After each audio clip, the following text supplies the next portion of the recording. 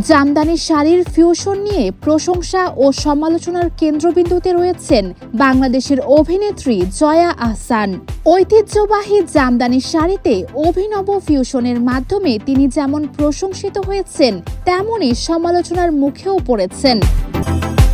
সম্প্রতি Filmfare OTT award 2024-এ তার পরা জামদানি শাড়ি ও কাঁথা ফোরের জ্যাকেট ব্যাপক আলোচনার জন্ম দিয়েছে। মুম্বাইতে অনুষ্ঠিত অ্যাওয়ার্ড অনুষ্ঠানে জামদানির বিশেষ ফিউশন লুকে হাজির হন জয়া। গণমাধ্যমকে দেওয়া এক সাক্ষাৎকারে তিনি জানান, ফিউশনটি তৈরি করেন ভিজুয়াল আর্টিস্ট রসব। শাড়িটি উপহার হিসেবে পেয়েছিলেন, যা কাঁথা ফোরের একটি জ্যাকেটের সঙ্গে জুড়ে পড়েছিলেন। জয়া বলেন, আমি দেশীয় কিছু পরতে চেয়েছিলাম যা রঙে উজ্জ্বল এবং ঐতিহ্যের প্রতিনিধিত্ব করে।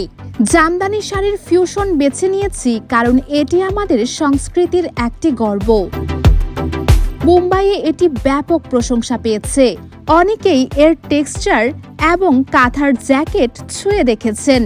অভিনেত্রী জানান, অনুষ্ঠানে উপস্থিত বলিউড তারকাদের মধ্যেও তার পোশাক প্রশংসিত হয়েছে, তবে সমালোচকরাও পিছিয়ে নেই। জামদানির এমন উপস্থাপনাকে অনেকেই নেতিবাচকভাবে দেখছেন। এ প্রসঙ্গে জয়া বলেন, কেউ দাসখত দেয়নি যে জামদানি এভাবে পরা যাবে না। খাবারের ফিউশন যেমন স্বাভাবিক, পোশাকের ফিউশনও তেমনই।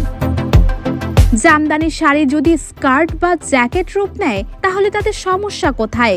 ফিউশনের মাধ্যমে জামদানি আন্তর্জাতিক অঙ্গনে আরও জনপ্রিয় হবে। জয়া জানান, ভবিষ্যতে জামদানি, মসলিন এমনকি গামছা নিয়েও নতুন ফিউশন করার ইচ্ছা রয়েছে তার।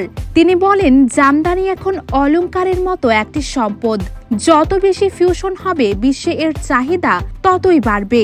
এ নিয়ে কাজ করে যেতে চাই।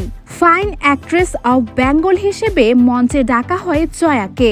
অনুষ্ঠানে উপস্থিত ছিলেন কারিনা কাপুর, মনীষা কৈরালা, অভিষেক বচ্চন সহ আরও অনেকে।